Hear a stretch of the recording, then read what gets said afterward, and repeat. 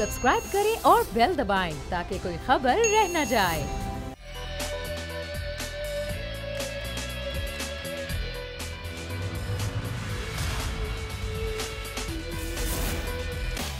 बिस्मिल्लाहिर्रहमानिर्रहीम, अस्सलाम वालेकुम। प्रोग्राम में मैं सुमैया रिजवान आपको वेलकम कहती हूँ। नाजरीन, कल 3 मार्च को सेनेट इंतखाबात हो रहे हैं, कल वोटिंग होगी। आज साफ शिकन लम्हात हैं। कहीं अगवा होने के इल्ज़ामात धर दिए जाते हैं, कहीं ये कहा जा रहा है कि पैसे लिए जा रहे हैं, पैसे दिए जा रहे हैं, कहीं कोई इल्ज़ाम धर रहा है, कहीं कोई। लेकिन कुछ ही वक्त रह गया है जब ये सेनेट के इलेक्शंस होने हैं, कल 3 मार्च को। और ज़ाहिर है ये बड़े इलेक्शंस हैं, सबकी नज़रें इस पर हैं और कहते हैं कि ज़ाहिर है हर कोई अपने इत्तेहादियों को, अपने लोगों को जोड़े रखने की पूरी कोशिशें मसरूफ़ है, ख़ास तौर पर हुकूमत। और हुकूमत के लिए एक बड़ा चैलेंज है, क्योंकि हुकूमत की पूरी कोशिश थी कि इलेक्शन शो ऑफ हैंड के ज़रिए हो, लेकिन पुराने तरीक़े का यानी खुफिया बैलेटिंग के ज़रिए ही कल के इंतखाबात होंगे। अब ऐवाने बाला का जो बुनियादी मकसद है वो है सूबों की बराबर नुमाइंदगी करना, जो कि वफाक का एक अहम जुज़ू है।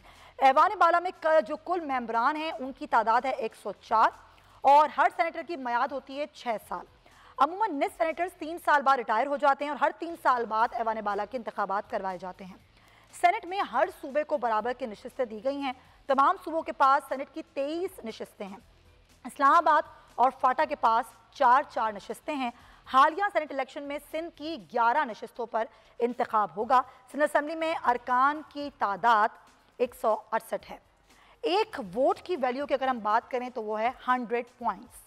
जनरल नशिस्त के लिए एक उम्मीदवार को 2101 पॉइंट्स चाहिए होंगे। टेक्नोक्रेट और ख़वातीन नशिस्त उम्मीदवारों को 5601 पॉइंट्स चाहिए होंगे। कौमी असम्बली की बात करें तो कौमी असम्बली की 2 नशिस्तों पर इंतखाब होगा, जिनमें से एक नशिस्त ख़वातीन की है। कौमी असम्बली में सेनेट जीतने के लिए सादा अक्सरियत दरकार होगी और जनरल सीट पर एक वोट तकरीबन 20.71 वोटों पर मुश्तमिल होगा। टेक्नोक्रेट और ख़वातीन की एक नशिस्त के लिए 73 वोट दरकार होंगे। खैबर पख्तूनख्वा की बात कर लें तो खैबर पख्तूनख्वा की सीट की 12 नशिस्तों पर इंतखाब होगा और खैबर पख्तूनख्वा असम्बली के अरकान की तादाद 145 है।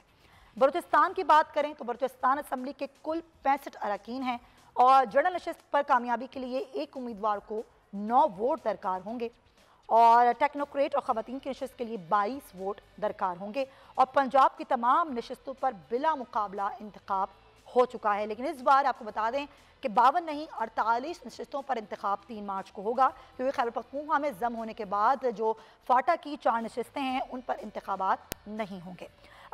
अब जो कौमी असम्बली में सिचुएशन है, ज़रा मैं उस पर बात करूँ, क्योंकि असल मुकाबला और ज़बरदस्त और दिलचस्प मुकाबला जो होगा वो कौमी असम्बली की 2 नशिस्तों पर होगा, जिसमें अब्दुल हफीज़ शेख और यूसुफ रज़ा गिलानी जिनके दरमियान बड़ा अहम मुकाबला होगा। सूरत हाल क्या है, मैं मेहमानों से बात करने से पहले सूरत हाल आपको बता दूँ, जहाँ पर हुकूमती इत्तेहाद जो है उसके पास 181 सीट्स हैं, अपोजिशन के पास 160 हैं। किस तरीके से हैं ये सीटें? कौमी असम्बली का ऐवान है 341 का, जिसमें तकरीबन पाकिस्तान तहरीक इंसाफ के पास 157 नशिस्तें हैं, MQM की 7 हैं, काफ लीग की 5 हैं, GDA की 3 हैं, अवामी मुस्लिम लीग की 1 सीट है, बलूचिस्तान अवामी पार्टी जो है उसकी 5 सीट हैं, जमहूरी वतन पार्टी की 1 है और इंडिपेंडेंट भी हैं जो 2 हुकूमत के साथ ही हैं। इसी तरीके से अगर अपोजिशन की बात करें तो नून लीग की 83, पीपल्स पार्टी की 55, MMA की 15, ANP की 1 और BNP मेंगल जो कि पहले इत्तेहादी हुकूमत के थे अब नहीं, उनकी 4 और इसी तरह से 2 आज़ाद उम्मीदवार अपोजिशन के साथ हैं। इस तरह ये तादाद बन गई है 160। कल होने क्या जा रहा है, ज़रा इस पर बात करेंगे। मेरे मेहमान मेरे साथ मौजूद हैं, स्टूडियो से हम ज्वाइन कर रहे हैं। फैसल अजीज़ खान साहब हैं, चीफ न्यूज़ ऑफिसर हैं, सीनियर सहाफ़ी तज़ियाकार, बहुत शुक्रिया। शाहिदीन तज़ियाकार सीनियर सहाफ़ी, बहुत शुक्रिया आप दोनों हजरात का। इमरान याकूब साहब भी मेरे साथ मौजूद होंगे, सीनियर सहाफ़ी तज़ियाकार। तो ज़रा आज हमने अपना शो कुछ इस तरह से प्लान किया कि आज हम सहाफ़ियों से बात करेंगे। कुछ सहाफ़ियों के पास ज़्यादा खबरें होती हैं, सिंध की बड़ी बात की जा रही है। तो फैसल साहब मैं आपसे आगाज़ करना चाहूँगी, अजीब खबरें आना शुरू हो गई, कहा गया अगवा कर लिया, उठा लिया गया, होटल्स में बुकिंग हो गई। आज भी जो 3 MPs आए उन्होंने ये इल्ज़ाम लगाया कि हमें अगवा कर लिया पीपल्स पार्टी के लोगों ने। नासिर हुसैन शाह साहब ने कहा हमने कोई अगवा नहीं किया, ये खुद हमारे पास आए थे। चल क्या रहा है, बड़ा जो है वो प्रेशर है सिंध की सीट्स के हवाले से हुकूमत के ऊपर। सिंध के अंदर हमेशा ही रहता है और ये कोई पहली बात नई बात नहीं, सिवाय इसके कि PTI के जो जो पीटीआई के एमपीएस हैं बहुत जूनियर हैं, वो सियासत में भी कैसे आए, टिकट मिल गया, जीत गए, मैच्योरिटी के मामला थे। ओवरऑल पीटीआई का सिंध के अंदर हर सतह के ऊपर एक मैच्योरिटी का, सीनियरिटी का, विजन का मामला है और कोई लीडरशिप नजर नहीं आती। जब पाकिस्तान पीपल्स पार्टी बहुत मैच्योर है, उन्हें पता है गेम किस तरह से होता है, गेम किस तरह से करना है। शर्जील मेमन के साथ जब मेंबर्स अंदर तशरीफ ला रहे हैं, आप शर्जील मेमन साहब को तो सब जानते ही है ना, वजीर भी रहे हैं, इत्तलात के वजीर भी रहे हैं, बल्दियात के वजीर भी रहे हैं, जेल में भी रहे हैं, नेगोशिएशन बड़ा ठीक ठाक अंदाज में करते हैं। तो पीपल्स पार्टी जो ओवरऑल नेशनल पॉलिसी लें तो पीपल्स पार्टी इस वक्त अपोजिशन लीडर है। अपोजिशन लीडर जेल में, लेकिन opposition leader basically Asif Ali Zardari है। जी हाँ, वो डील कर रहे हैं, वो लोगों से मिल रहे हैं, वो इस्लामाबाद में बैठ रहे हैं। पहले उन्होंने कराची के मामला को देख लिया, अब वो इस्लामाबाद के मामले को देख रहे हैं, उस मार्के को देख रहे हैं। गिलानी साहब को उन्होंने बहुत ही ज्यादा एक सीरियस कैंडिडेट बना दिया उनकी इन्वॉल्वमेंट की वजह से। यही सूरत हाल सिंध के अंदर भी है।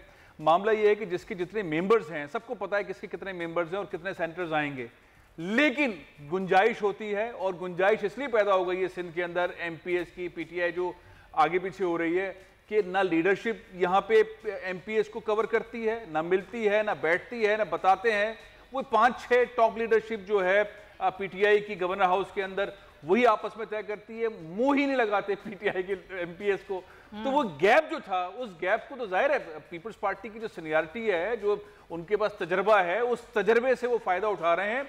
और अभी भी पीटीआई के पास कोई ऐसी लीडरशिप सिंध में नहीं है जो इन एमपीएस को इमरान खान की वादे, तकरीर, विजन, तमाम चीजों को समझा के उस जगह पे रखे। अभी भी बड़ी तादाद के अंदर लोग पीटीआई के पीपल्स पार्टी के साथ हैं और इसमें कोई शुबा वाली बात नहीं है। पॉइंट टेकिंग, जो गैप था उसने काम दिखाया है।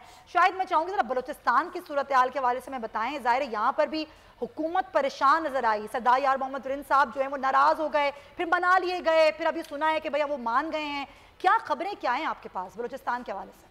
देखिए, बलूचिस्तान का गेम बड़ा इंटरेस्टिंग हर बार होता है, और लेकिन इस बार एक ज़रा थोड़ी सी सूरत हाल तब्दील रही है बलूचिस्तान में। पहले दिन से पैसों की बातें होती थी, इस बार सुप्रीम कोर्ट के फैसले ने ज़रा पैसों वाले मामले को कंटेन रखा, और पैसों वाला मामला वहीं पे ज़्यादा होता था जब इंडिपेंडेंट उम्मीदवार मैदान में होते थे। तो आज भी जो ये बात कल तक की जा रही थी कि इंडिपेंडेंट्स की सूरत में अब्दुल कादिर और सरदार खान रिंद जब मैदान में मौजूद हैं तो पैसा चलेगा। लेकिन ये जो नेगोशिएशन सरदार यार मोहम्मद रिंद के साथ हुई हैं, आज मुमकिन तौर पे अभी तक ये बताया जा रहा है कि वो किसी पॉइंट पे पहुंच गए हैं। हाँ। और थोड़ी देर में कोई अनाउंसमेंट अच्छा, वो तो प्रेस कॉन्फ्रेंस करेंगे। अभी आपको मैं यहाँ पर रोकूंगी क्योंकि मैं चाहूंगी कि आप ही जरा गुफ्तगू को आगे बढ़ाएं। अभी हमने जो फवाद चौधरी साहब की गुफ्तगू हम सुन रहे थे, लग रहा था कि समझ नहीं आ रहा कि किस नुक्ते पर उन्होंने बात करनी है। पहले उन्होंने तो ये बात की कि हम तो 2013 से ही चाहते थे कि शो ऑफ हैंड के जरिए, उन्होंने देर इतनी लगा दी। उसके बाद कि हर कैंडिडेट बताए अपने हल्के के लोगों को किसको वोट देने जा रहे हैं। क्या बातें हैं ये? देखिए, उनकी एक्सपेक्टेशंस बहुत ज़्यादा हाई थी कि सुप्रीम कोर्ट में वो जो रेफरेंस लेकर गए हैं उसमें उनके लिए वे आउट निकलेगा, और वे आउट दोनों तरफ से जब सुप्रीम कोर्ट का फैसला आया तो अपोजिशन भी मिठाइयाँ बांट रही थी और हुकूमत भी मिठाइयाँ बांट रही थी। अब सुनने में ये आ रहा है कि जब इलेक्शन कमीशन ने अपनी पोजीशन वाजे कर दी है कि जी पुराने तरीक़ाकार पे ही होगा, लेकिन मेरे पास ये खबर मौजूद है कि इलेक्शन कमीशन किसी भी टेक्नोलॉजी का इस्तेमाल किसी भी वक्त कर सकती है। अच्छा, ये सरप्राइज अपोजिशन के लिए भी हो सकता है, गवर्नमेंट के लिए भी हो सकता है। किस हद तक करेगी ये पैरामीटर अंदाज़ा नहीं है, क्योंकि ये अब इलेक्शन कमीशन के लिए भी टेस्ट केस हो गया है, क्योंकि सुप्रीम कोर्ट का ऑर्डर मौजूद है। तो आगे चल के सुप्रीम कोर्ट किसी भी वक्त वजाहत तलब कर सकती है इस मामले पर कि जी आपने क्या क्या इंतजाम किए। और बलूचिस्तान की क्या सूरत हाल है वो जो आप बता रहे थे? बलूचिस्तान की सूरत हाल देखें, अभी तक जो परेशान कुन सूरत हाल थी, हुक्मरान इत्तेहाद के लिए किसी हद तक उसे काबू करने की कोशिश की गई है और किसी हद तक काबू कर लिया गया है। लेकिन जो इंटरेस्टिंग सूरत हाल होगी, हुकूमत की ये कोशिश है कि वो 12 सीटों में से 8 सीटें हासिल करने में कामयाब हो। उसके लिए उन्होंने हदफ रखा है 10 सीटों का। अच्छा। कि हम 10 पे लड़ाई शुरू करेंगे और 8 सीटें हासिल करेंगे। लेकिन जो नंबर्स गेम है उसके हिसाब से तो 8-4 बनता है शेयर। अपोजिशन की कोशिश है वो किसी तरीके से इसे 7-5 पे ले जाए। और जो लोग भी ये कह रहे हैं कि यूसुफ रजा गिलानी साहब का मामला जो है वो आसिफ अली जरदारी का हदफ है, सही। आसिफ अली जरदारी साहब इस वक्त बलूचिस्तान में बराह रास्त राब्ते में हैं सरदार अख्तर मेंगल से। अच्छा। और उनकी एक कोशिश जरूर है कि वो किसी तरीके से बलूचिस्तान के शेयर को 7-5 पे ले जाएं। हुकूमत की एक सीट वहां से कम आए, सिंध से एक कम आए, तो फिर जो आगे चेयरमैन सेनेट का खेल होगा वो बड़ा वहां दिलचस्प नजरें हो हैं जाएगा। आसिफ अली जरदारी साहब आसिफ की, अली उधर जरदारी से साहब का देख, हाँ। एक हदफ नहीं है, 2 से 3 अहदाफ पे वो खेल रहे ठीक है। हैं, तो वो अब किस तरीके से करते हैं। लेकिन फिलहाल हुकूमत ने बलूचिस्तान में जो डैमेज होना था अपना डैमेज कंट्रोल किया है। सरदार यार मोहम्मद रिंद को मनाने के लिए लोग कह रहे हैं कि सादिक संजरानी साहब और जाम कमाल साहब ने कोई रोल प्ले किया है। इब्तदा जो है सरफराज बुगटी और अनवारुल्लाह काकड़ ने की थी और उनकी इब्तदाई नेगोशिएशंस के बाद अब नेगोशिएशंस फाइनल देखते हैं कि कल क्या सूरत हाल रहती है। इमरान याकूब साहब भी हमारे साथ हैं। इमरान साहब, कल क्या होने वाला है? क्या कोई अपसेट कर पाएगी ऑपोजिशन? या अभी फवाद चौधरी साहब गुफ्तगू कर रहे थे कि वैसे तो लगभग 181 हैं, 1-2 और भी हो सकते हैं हमारे साथ। इमरान साहब, क्वेश्चन है आज हर पाकिस्तान में आज यही जानना चाहता है कि कल क्या होने वाला है। लेकिन ये देखिए कि सियासत चलती है परसेप्शन पे। सियासत हमेशा इम्कानात का, यहाँ पे कुछ भी हो सकता है और इस बात का काफी इम्कान मौजूद है कि अपोजिशन एक अपसेट कर सकती है, अपसेट दे सकती है और यूसुफ रजा गिलानी कामयाब हो सकती है। देखिए, सियासत में जब आप बात करते हैं तो बात हमेशा मफरूजों पे होती है। अब एक मफरूजा ये है कि जनाब इस वक्त जो एक पेज पे होने का वावेला किया, शायद एक पेज उस तरह से नहीं रहा, अंपायर न्यूट्रल हो चुका है। और अगर अंपायर न्यूट्रल हो गया तो फिर आपको कल ये वाज़ेह नजर आ जाएगा कि अंपायर न्यूट्रल भी एक टीम के साथ खड़ा है। अच्छा। ये सारी चीजें हैं जी। और उसके बाद अगर आप आसिफ जरदारी की बात करें तो जरदारी साहब एक मंजे हुए प्लेयर हैं। वो एक तीर से 3 शिकार करना अच्छी तरह जानते हैं। पहली बात तो ये है कि वो सिंध में आज देखें जिस तरह से 3 MPA PTI के आगे और उन्होंने शोर मचाया और उन्होंने बताया कि हम मुनहरिफ हैं जी, हम PTI के साथ नहीं है, उनकी पॉलिसी से इख्तलाफ करते हैं। ये 3 वो हैं जो सामने आ गए। तो क्या आप नहीं समझती कि कुछ ऐसे भी होंगे जो इतने डेयरिंग नहीं होंगे जो पब्लिकली आके कैसे, बिल्कुल, जिनकी हिम्मत ही नहीं होगी। मतलब उन्होंने वहाँ जी इसका मतलब ये है कि उन्होंने वहाँ पे वर्किंग की है। इसी तरह पे अगर आप बलोचिस्तान में चली गए, अगरचे हुकूमत ने वहाँ पे काफी वर्किंग की है, लेकिन वहाँ पे जरदारी साहब का जर भी काफी काम कर चुका है। इसलिए वहाँ पे भी आप देखें कि अगर इराक लेते हैं तो जो मैंने अर्ज किया आपसे कि 1 तीर से 3 शिकार तो 2 तो ये सिंध और बलोचिस्तान में हो गए। तीसरा शिकार होगा चेयरमैन सेनेट का। तो अगर यूसुफ रजा गिलानी साहब जीत जाते हैं तो आप आज लिख के रख लें कि आपके अगले चेयरमैन सेनेट भी यूसुफ रजा गिलानी होंगे। इस तरह जरदारी साहब ये बताएंगे कि जनाब देखें मैंने ये अपने जो शतरंज की चालें चल के किस तरह से मैदान मारा है। आपको अगर थोड़ा सा आप पीछे चली जाए 1 हफ्ते, तो जो नवाज शरीफ से जरदारी साहब का टेलीफोनिक राब्ता हुआ था उसमें भी उन्होंने यही कहा था कि आप फ्री हैंड पे हम आपको तरीके अदम एतमाद कामयाब करके दिखाएंगे। अब आप ये देखें, और अगर हम तरीके कामयाब ना कर सके तो हम मशहूर तौर पे फिर आपसे कहते हैं कि हम इस्तीफों वाले ऑप्शन पे भी आ जाएंगे। सही। अब अगर जरदारी साहब करते हैं कि अगर मैं ना कर सका तो मैं इस्तीफे दे दूंगा और वो सिंध की गवर्नमेंट छोड़ने को तैयार है, इसका मतलब कुछ ना कुछ है।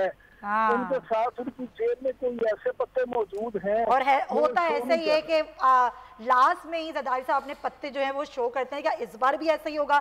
ये ज़ाहिर एक बहुत बड़ा सवाल है और कल ही ये पता चलेगा। इमरान याकूब साहब, आपका पॉइंट आया और ज़ाहिर MQM पाकिस्तान जिसके वैसे तो ज़ाहिर इतनी ज़्यादा सीटें नहीं हैं लेकिन उनके एक वोट की बड़ी अहमियत है, बड़ी अहम इत्तेहादी है जी पाकिस्तान तहरीक इंसाफ की हुकूमत की। और हुकूमत थोड़ा बीच में इस बात को लेकर परेशान भी हुई जब पाकिस्तान पीपल्स पार्टी से मुलाकात हुई MQM पाकिस्तान की। इसी पे बात करने के लिए मेरे साथ मौजूद हैं MQM पाकिस्तान से खुशबख्श शुजात साहिबा, जो कि इस दफ़ा रिटायर्ड भी हो रही हैं, सेनेटर हैं। बहुत शुक्रिया आपका खुशबख्श साहिबा। ज़ाहिर बड़ी पाकिस्तान, कल बड़ा दिन है, वोटिंग होने जा रही है और इस तरह की भी खबरें सामने आई पिछले दिनों के हिमायत के यकीन दिलाया है MQM पाकिस्तान ने कि गिलानी साहब को वोट जाएगा। ज़रा बता दें आप कि MQM पाकिस्तान का वोट किसके लिए है? देखिए, कल आपने शायद मिस कर दी होगी, एक प्रेस कॉन्फ्रेंस हुई थी जिसमें बाकायदा हफीज शेख साहब भी थे, तहमीदा मिर्जा साहिबा भी थी, तमाम इत्तेहादी थे और सर फहरिस्त MQM से अमीनुल हक भाई थे। और अमीनुल हक भाई ने क्लियर कट ये बात कही कि हम अपनी इत्तेहाद को बरकरार रखे हुए हैं, हम अपने इत्तेहाद के साथ हैं। और हफीज शेख साहब को जाहिर है कि वोट डलेगा MQM का, वो तो एक साफ बात है। जब बाएं हाथ पे वो खड़े हैं और बाएं हाथ पे अमीनुल हक भाई खड़े हैं। असल में बात यह है कि जो पीपल्स पार्टी के अरकान असेंबली और हुदेदारान आए थे बहादुराबाद दफ्तर MQM के पास रिक्वेस्ट लेकर, तो उससे लोगों में जाहिर है ये अभाम पैदा हुआ था कि आया MQM क्या पीपल्स पार्टी के साथ मिलकर सेनेट के इलेक्शन में जाएगी। लेकिन जाहिर है कोई मेहमान आया है और बड़े मान से वो आए थे, उनकी मोहब्बत है, वो लोग आए, तशरीफ लाए, उनको हमने भी उसी तरह से उनकी मेहमानदारी की। लेकिन जो अवाम के मफाद की जहाँ बात होती है, सूबे की बात होती है, ख़ास तौर से शहर की बात होती है, वहाँ MQM आपने देखा है वो अपने नज़रिए के साथ खड़ी रहती है और वो कभी भी अपने नज़रिए से नहीं हटती है। उसको आवाम का मफाद ज़्यादा अजीज है। ये 1 सीट, 2 सीट, मिनिस्ट्री, सेनेटरशिप, ये कभी भी MQM इसके पीछे नहीं गए। लेकिन अल्हम्दुलिल्लाह अल्लाह ताला ने हमेशा ऐसा मौका दिया है कि मेन अट्रैक्शन जो है वो MQM की होती है। उसके वोट जो है वो काउंट हो रहे होते हैं और उनमें वजन होता है। सही, बिल्कुल ऐसा ही है। अच्छा, कल बड़ी अफरा तफरी वाली सूरत हाल आई सामने। कहा गया कि कुछ लोग हैं उनको होटल में उनकी बुकिंग करवा ली, इत्तेहादियों से भी कहा गया कि वो घर ना जाएं। फिर कई लोगों के फ़ोन बंद आए। फिर आज कुछ MPs थे PTI के, वो आए असेंबली, उन्होंने इल्ज़ाम लगाया कि पीपल्स पार्टी ने हमें अगवा कर लिया था। अब ज़रा आप मुझे बताएं कि MQM पाकिस्तान पर तो ऐसा कोई दबाव नहीं था कि आप लोग घर नहीं जाएंगे, किसी से रब्ता नहीं करेंगे? नहीं, देखिए, मुझे उबैदुल्लाह अलीम साहब का शेर कल से बहुत याद आ रहा है। इस सारी सूरत हाल पर मुझे याद आ रहा है जी। वो कहते हैं कि मोहब्बतों में अजब है दिलों को धड़का सा, मोहब्बतों में अजब है दिलों को धड़का सा, कि कौन जाने कहाँ रास्ता बदल जाए। तो इस वक्त की जो सूरत हाल है वो ये है कि न जाने कौन किधर का रुख कर लेगा। लेकिन MQM में अल्हम्दुलिल्लाह हमेशा से जहाँ तक मेरा इल्म है किसी किस्म का कोई अभाम नहीं है। सारे मेंबरान, सारे MPs एक प्लेटफॉर्म पर हैं, पार्टी के प्लेटफॉर्म पर हैं। और हमारे यहाँ पार्टी जो फैसला करती है, राब्ता कमेटी जो फैसला करती है, हम उसको फॉलो करते हैं। और देखिए, मैं ये ज़रूर कहूँगी, मैंने 2 इलेक्शन नेशनल असेंबली के लड़े हैं, एक सेनेट का लड़ा है और मैं अल्हम्दुलिल्लाह इन ऐवानों में गई हूँ। मैं ये समझती हूँ कि जब आप अपनी पार्टी के लेटर हेड के ऊपर साइन करके अपना कोई भी ओहदा लेते हैं तो आपको ज़रूरी है कि आप अपना वो पूरा टेन्योर उसी के रूल एंड रेगुलेशन के तहत पूरा करें। पार्टी या तो ये कि फिर छोड़ दें, आप पार्टी भी छोड़ दें, ओहदा भी छोड़ दें, इस्तीफा दे दें। नहीं तो आप अगर उस पार्टी में हैं या उस सीट पर बैठे हैं तो देन रूल एंड रेगुलेशन तो यू हैव टू फॉलो। तो ये जो सूरत हाल बन रही है जिसमें कह रहे हैं कि जी होटल में बैठ जाएंगे, वो जाहिर है शख्स अपने अपने तरीके से बात कर रहा है। MQM में ऐसा किसी किस्म का कोई शक व शुबा कहीं भी नहीं। बिल्कुल आप सही कह रही हैं। जब आप किसी पार्टी के साथ होते हैं जिम्मेदारी तो होती है, लेकिन हॉर्स ट्रेडिंग की बातें कोई नई तो नहीं है, आप भी जानती हैं ये होती है, बातें भी होती हैं, कुछ सबूत भी सामने आए। PTI ने बहुत कोशिश भी की कि ये हो जाए ओपन बैलेटिंग, लेकिन ऐसा ना हो सका। अब कल जो इंतखाब होने जा रहे हैं पुराने तरीक़ेकार पर, यानी कि खुफिया बैलेटिंग के जरिए होने जा रहे हैं। MQM पाकिस्तान का इस पर क्या मौक़िफ़ है? मैं समझती हूँ कि पाकिस्तान को नेशनल असेंबली का ये तीसरा इलेक्शन और सेनेट का ये तवातुर से जो इलेक्शन चल रहा है इसकी जरूरत थी। क्योंकि ये एक कहना चाहिए शफाफियत का अमल होता है कि जमहूरी जहाँ हुकूमतें होती हैं वहाँ इलेक्शन जरूरी होते हैं। ये इलेक्शन दूध का दूध पानी का पानी कर देती हैं। रेत छनकर ऊपर आ जाती है, शफाफ पानी नीचे निकल जाता है। जिस किस्म के जहन आप देख रही हैं, कहीं अगर पैसा चल रहा है या कोई शख्स अपने ही पार्टी से ओहदा लेकर आया है, वो कहता है कि जी मैं तो नाराज हूँ और मैं दुखी हूँ, तो भाई आप नाराज और दुखी थे तो आप 6 महीने पहले इस्तीफा दे देते। आप अगर इतने परेशान थे और अगर आप कहते थे कि मेरे हल्के में मैं काम नहीं कर पा रहा हूँ तो आपने उस वक्त बावेला क्यों नहीं मचाई? अब जब एक दिन रह गया है आप ये कह रहे हैं कि जी मैं तो बड़ा नाराज हूँ अपनी पार्टी से, तो ये बात बिल्कुल हजम नहीं हो सकती। पैसा चलता है, इसमें रुपया चलता है। हमारे यहाँ अगर ये वडेरा शाही सिस्टम, ये फ्यूडलिज्म खत्म हो जाता है, जैसा कि और हमारे दूसरे पड़ोसी मुल्क में हुआ 1948 में। अगर फ्यूडल सिस्टम खत्म हो जाता, अगर मौरूसियत नहीं जारी रहती, तो आज हमारे भी बड़े शफाफ इलेक्शन हो रहे होते। लेकिन ये भी मैं आपको बता दूंगी, हमारे पड़ोसी मुल्क में जहाँ फ्यूडलिज्म खत्म कर दिया गया, जहाँ लैंड रिफॉर्म हो गई, वहाँ भी जब इलेक्शंस होते हैं तो पैसा चलता है, क्योंकि एक इंसान की नफ्सियात है, वो अपनी वफा बेच देता है, वो अपने प्लेटफॉर्म्स बेच देता है। तो फायदा और नुकसान के तहत अगर जिंदगी इंसान गुजार रहा होता है तो वफादारी बशर्ते उस्तवारी असले ईमा है, वो पीछे रह जाती है। बिल्कुल ऐसा ही, आप सही कह रही हैं। मैं समझती हूँ जब आप पॉलिटिक्स में आते हैं और जब देखते हैं दुनिया को, तो पता चलता है कौन कहाँ स्टैंड कर रहा है। मैं समझती हूँ वो कारकुन, वो ओहदेदार, वो मेंबर किसी भी पार्टी का जो अपनी पार्टी से लॉयल है, वो मुल्क से भी लॉयल होता है। बिल्कुल आप सही कह रही हैं, बहुत शुक्रिया आपका। शुजात साहबा ने जो बातें की, फैसल साहब, बातें तो बिल्कुल ठीक थी, लेकिन बात तो सब करते हैं ठीक, लेकिन जब अमल करने का वक्त आता है तो वफादारियां तब्दील हो जाती हैं, क्योंकि इंसान की फितरत ही ऐसी है। और वो कुछ हम बात भी अभी ऑफ द रिकॉर्ड कर रहे थे कि वो MNAs, वो MPs, इनको कभी बात ही ना उनसे की गई हो और उनको इतनी लिफ्ट करा दी जाए तो फिर क्या होगा? वही होगा जो अभी हो रहा है। देखिए, हमारी पॉलिटिकल पार्टीज के अंदर पॉलिटिकल स्ट्रक्चर नहीं है। आप किसी भी पॉलिटिकल पार्टी को देखें, उसके अंदर डिसिप्लिन देखें, एक टीम, क्लोज टीम होती है टॉप लीडरशिप की, उन्हीं के साथ चल रहे होते हैं। ज़्यादातर जो पार्टीज़ हैं वो इसीलिए हैं कि उनके वालिद, उनकी वालिदा सियासत में थे, इसलिए उनकी क्वालिफिकेशन, प्रोफेशनल क्वालिफिकेशन ये है कि वो पार्टी के चेयरमैन हैं या पार्टी को चला रहे हैं या भतीजे वगैरह। तो ये बेसिक चीज़ें हैं। और जो बात वो करें थी फ्यूडल वाली, वो जाहिर है पाकिस्तान के अंदर फ्यूडलिज्म है और उसका असर सारी चीज़ों पर आता है और आ रहा है। यहाँ मैं समझता हूँ सेनेट के अंदर जो सबसे बड़ा गेम हम देखें ना, सबसे बड़ा गेम और प्लेयर नंबर 1 हम इमरान खान साहब को इसलिए कहेंगे कि वो 2-2 साल के बाद उन अरकान से मिल रहे हैं जिन्होंने दरखास्तें दी हुई थी, उनको शर्फ बख्श रहे हैं, तस्वीर खिंचवा कर, गुफ्तगू करके, उनके हलकों की बातें करके। और कितने मिनट की मुलाकात हो रही है? 3, 4, 5 मिनट की मुलाकात होती है, उसमें तस्वीर खींचती है, एक दूसरे की बात होती है। तो आप अंदाजा लगाएं तो कॉन्फिडेंस कहाँ आएगा किसी मेंबर का अपने लीडर के ऊपर। दूसरा, जरदारी साहब वो इस वक्त अपोजिशन लीडर हैं।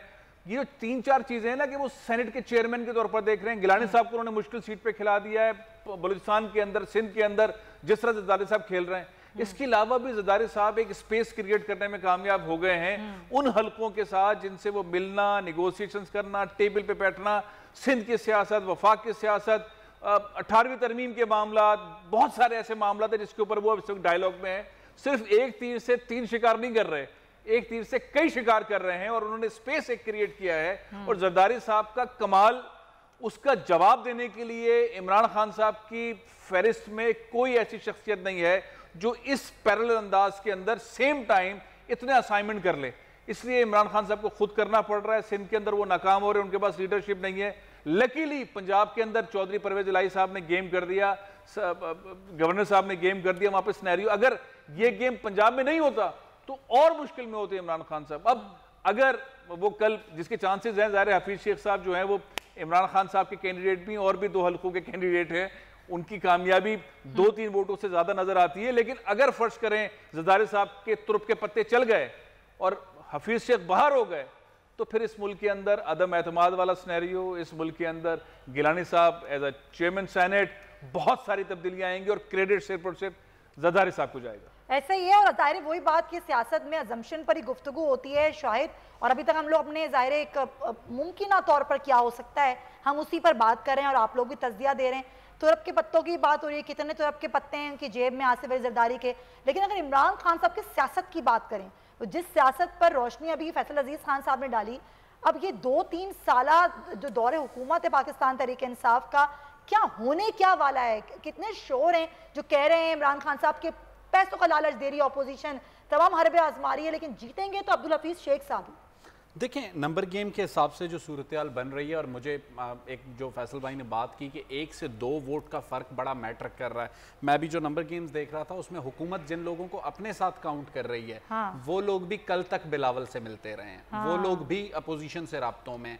अगर ये फ़र्क, क्योंकि देखें हफीज़ शेख साहब का जीतना मकसद नहीं है, हफीज शेख साहब ने उतने ही वोट लेने जितने वजीर आज़म इमरान खान ने लिए हैं, उससे 5 वोट कम हुए तो ये पीडीएम जिस दिन लॉन्ग मार्च लेके आएगी, ये बार बार उस वजीर आज़म को ये ताने देगी कि जी अपने वो 5 लोग तलाश करो जिनको आप पर एतमाद नहीं है।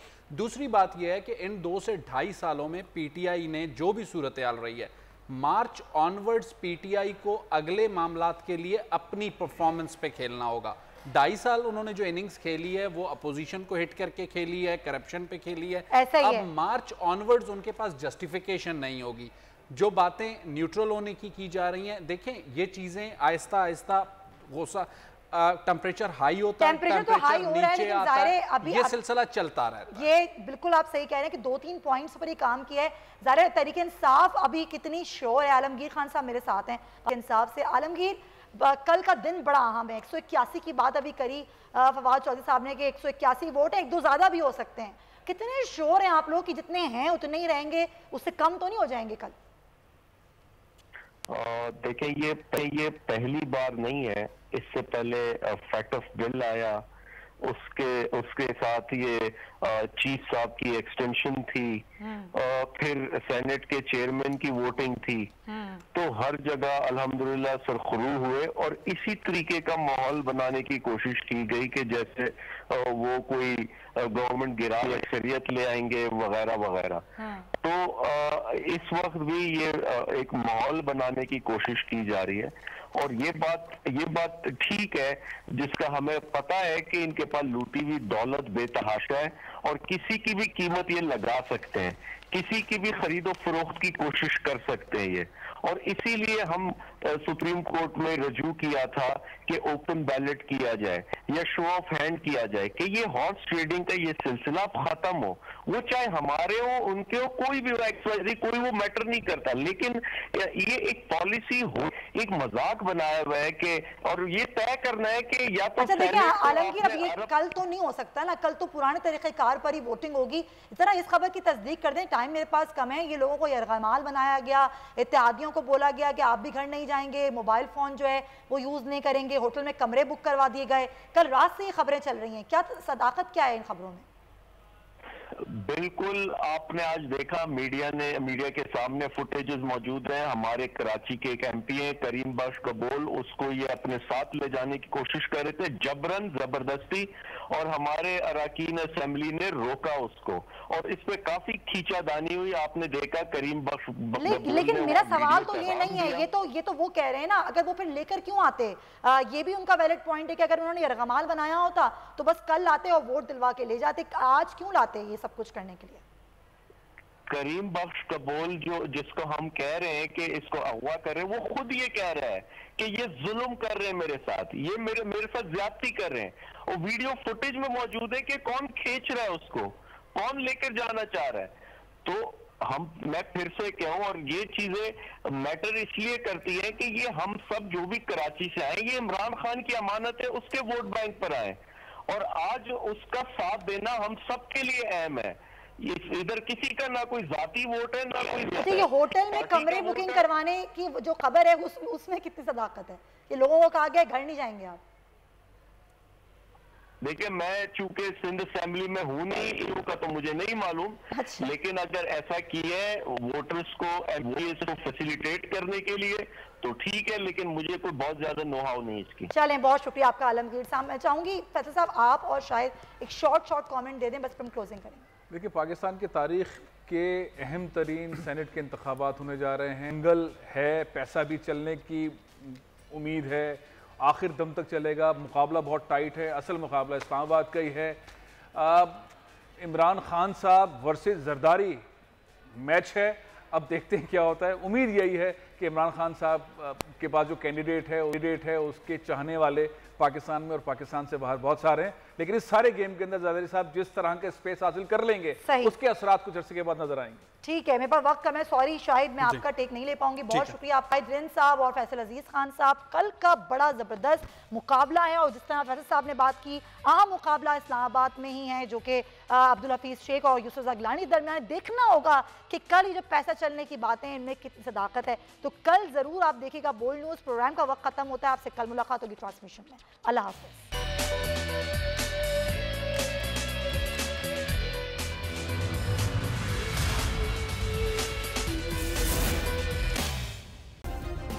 सब्सक्राइब करें और बेल दबाएं ताकि कोई खबर रह न जाए।